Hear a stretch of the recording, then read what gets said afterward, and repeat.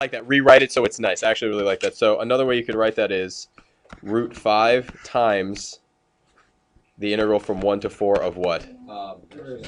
1 over the square root of x, right? Couldn't you just do 5 over x to the 1/2? You could, but I'm just taking it out. I'm just doing this right here, like this. So it's x to the negative. Yeah. The square root of a over b is the same thing as the square root of a over the square root of b.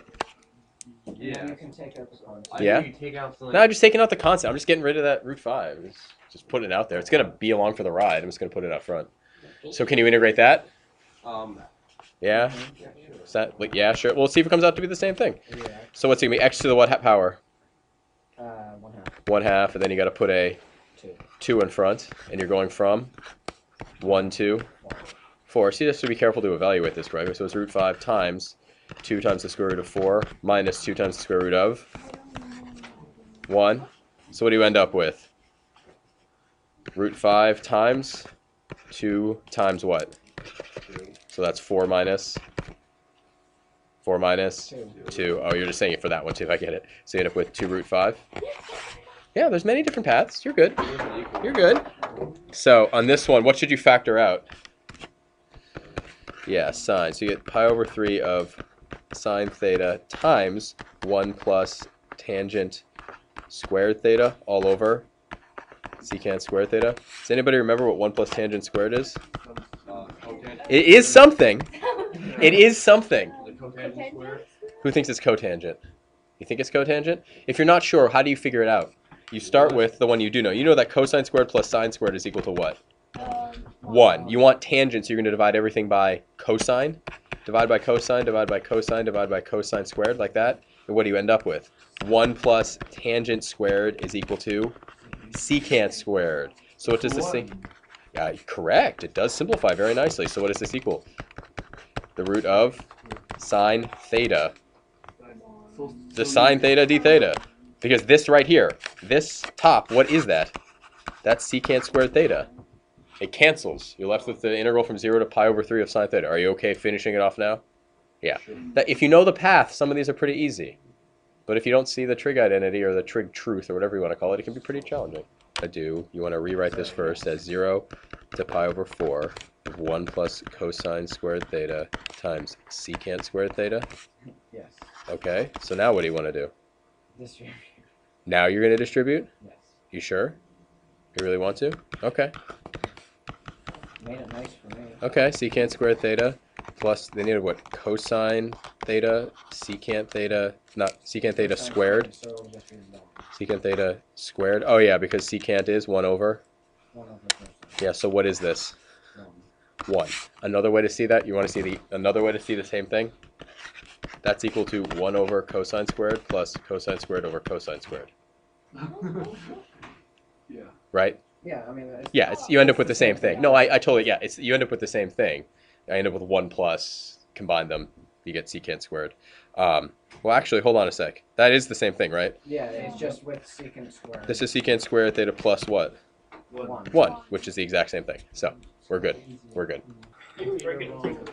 Yeah, you have to break it into 2. So, yeah, because it flips. So you know that when x is less than 0, it flips it over the x-axis, correct? So you're going to go from -1 to 0 of x what? Plus 2x dx. And what are you going to add to it? -1 to...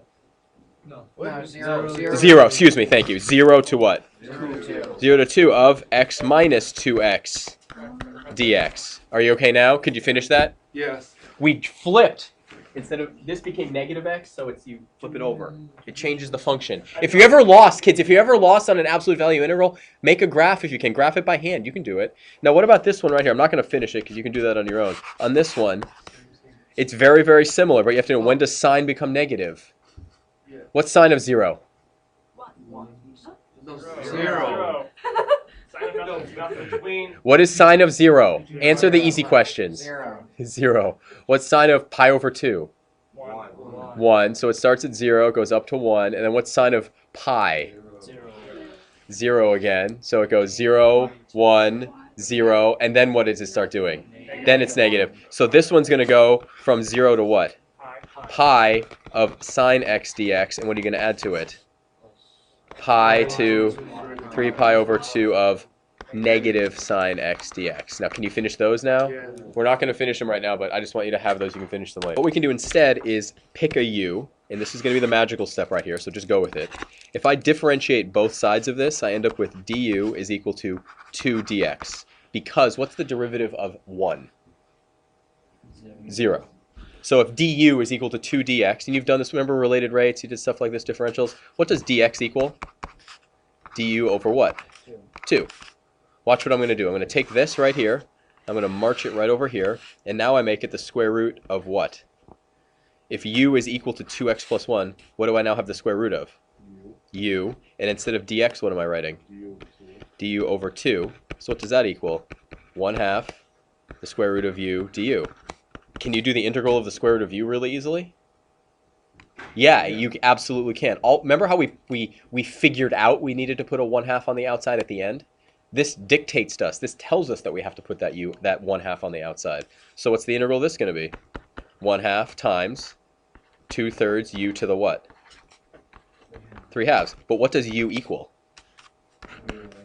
2x plus 1. So what's the answer? 1/2 times 2/3 times 2x plus 1 to the what? Is that exactly the same as what we just got? It is the exact same thing, right? You see? This method, anybody know what it's called? U-substitution. You're going to use this a whole bunch. So let's take a look at the next one. Just watch. Let's see what happens. If that's u, what does du equal, Keaton? 8. Negative 8 X dx. dx. Okay, that's great. So what does dx equal? Du and negative 8x. So now we've picked a u. So the next step is the substitution part. So what do I end up with? X over the square root of what? U. Instead of dx, what am I writing? This, what we're about to do, is the key aspect of why this is super helpful, or if without this, it's very, very hard. What can I now cancel? Yeah, you see those x's going away? That is super important. If you ever ended up with an integral that said like u dx, do you have any way of doing that? No. Not really. You're kind of stuck at this point in your calculus career. So here, though, what do we now have? The integral of u to the what power? U to the negative 1/2 du. Is that integrable? Can you find the integral of that? Absolutely. So let's find the integral. It's going to be negative 1/8.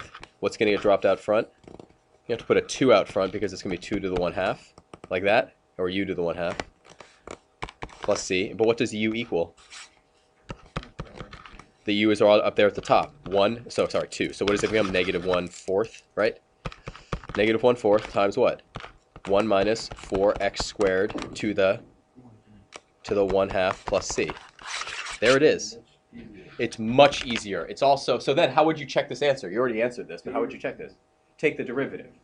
What was the magical step in both of these cases? Picking the u. There's going to be 3 levels of difficulty on these. There are going to be problems where it says, use this u-substitution. There are going to be problems where it says, use u-substitution, but we're not going to tell you what u is.